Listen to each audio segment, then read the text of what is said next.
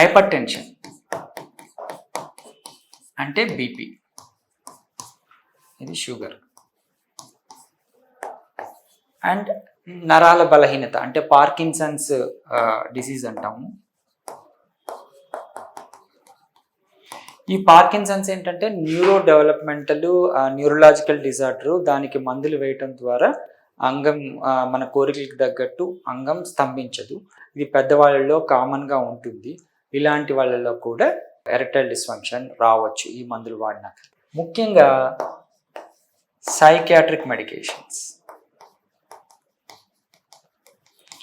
So అంటే యాంగ్జైటీకి కానీ డిప్రెషన్కి కానీ ఓకే అండ్ సైకోసిస్కి కానీ ఎట్లాంటి ఈ యాంటీ డిప్రెసెంట్స్ కానీ యాంటీసైకోటిక్స్ కానీ యాంగ్జోలైటిక్స్ కానీ ఈవెన్ మత్తు మాత్రలు నిద్ర మాత్రలు వాడిన ఇన్సోమ్నియాకి మనము మెడికేషన్స్ పెడుతూ ఉంటాం. దాన్ని వాడినా కానీ ఎరెక్టైల్ డిస్ఫంక్షన్ రావచ్చు.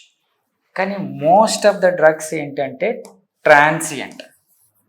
వీటి వల్ల ట్రాన్సియంట్గా ఈడీ రావచ్చు.